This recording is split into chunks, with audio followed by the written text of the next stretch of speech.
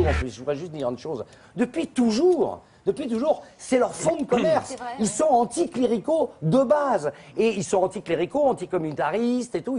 Ils ont toujours été comme ça, anti-indépendantistes et tout. Donc ils se battent là-dessus. Donc ils sont à la lignée du truc. Alors c'est drôle ou c'est pas drôle, peu importe. Moi, ce qui me fait extrêmement peur, c'est de voir que les gens qui sont... Parce que moi, je suis fondamentalement anti-religieux aussi. Hein, j'aime l'idée de la foi, j'aime la musique liturgique, j'aime l'art religieux, j'aime tout ça.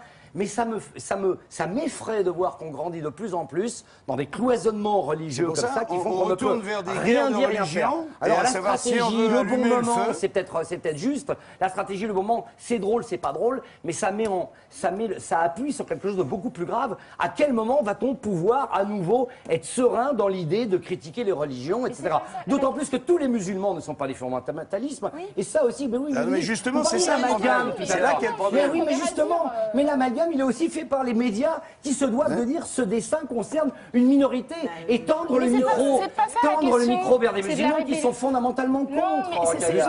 Et qui sont totalement contre ce fondamentalisme. En Tunisie, la plupart des Arabes qui ont été interrogés sont contre les exactions qui ont été menées contre les ambassadeurs des États-Unis. Donc voilà. Non, mais toutes les manifestations. Ne tombez pas dans l'amalgame en disant tous les musulmans se seraient concernés par ce dessin. C'est faux. C'est faux. Non mais ça m'énerve, putain, on peut pas parler dans cette émission. Tous les musulmans ne sont pas, il ne faut pas les prendre pour des idiots. Ils savent faire le distinguo. Ils savent très bien que ces dessins s'adressent à tous les musulmans se sentent mais tous les musulmans ne se sentent pas concernés par ce dessin. Mais la question, c'est qu'on les interpelle. On aurait la condescendance de croire qu'ils sont là, qu'ils sont tous concernés, qu'ils sont tous choqués. Il y a des musulmans qui ne sont pas choqués. Et j'en connais plein. Bruno, Dieu est amour. Il y a aussi des musulmans qui sont laïcs, qui sont athées. Ça existe. Tu veux parler absolument en même temps que moi. Tu veux absolument parler en même temps que moi. C'est quand même invraisemblable. Ça s'appelle le débat. C'est fou. Non, mais je peux parler ou quelqu'un veut du clafoutis? Tu n'écoutes pas ce qu'on dit, en fait. J'ai mon ticket. J'ai pris mon ticket il y a 20 minutes. J'ai 243. Souvent, mais là, Jean-Marie, j'étais en train de parler, toi tu tapes par-dessus. s'il vous plaît, je demande à Jean-Marie d'attendre une seconde. D'accord. Tout le monde se calme. On prend une aspirine. Dieu est amour. On se reprend. Quelle condescendance aussi d'imaginer que tous les musulmans auraient mis des dessins pour eux. C'est faux. On a dit qu'on arrêtait 2 Non, secondes. je le redis là dans le silence, tous les musulmans n'ont pas pris ce dessin au premier degré. C'est faux. C'est faux. Non. Rokhaya. Ce que je voulais dire, c'est que Charlie Hebdo habille une opération marketing avec des principes et des valeurs. C'est faux. Je veux dire, on sait très bien que le journal a été en rupture de stock très rapidement parce que ça a été annoncé en amont.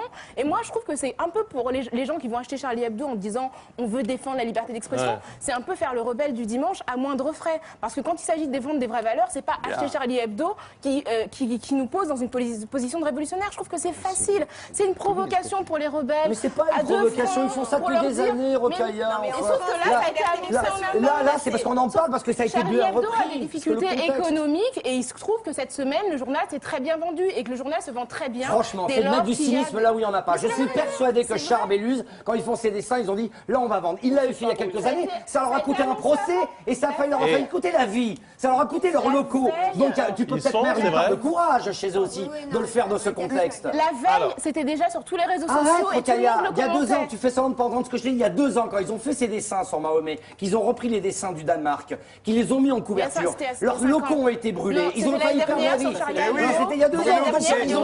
En 2011. C'est la raison pour laquelle la République paye 3/4 de CRS pour protéger Charlie Hebdo. Aux frais du contribuable. En tout cas, ce que je voudrais juste dire... Non, si vous permettez que je dise un mot. Oui. Mais à un moment, ça sera à moi. Et je voulais dire, quand même, avant de partir, que je suis très pote avec Rokhaya. Et c'est parce qu'on j'ai beaucoup travaillé avec eux pour les Yabon Awards, etc. J'ai présenté la soirée une année et je suis très proche de Rokhaya. On n'était pas d'accord sur ce sujet-là. Je ne crois pas que Charlie Hebdo a été cynique. Elle pense le contraire, mais je voulais dire que même si je me suis un peu emballé tout à l'heure, je suis fondamentalement d'accord avec quasiment toutes les options qu'elle défend. Voilà.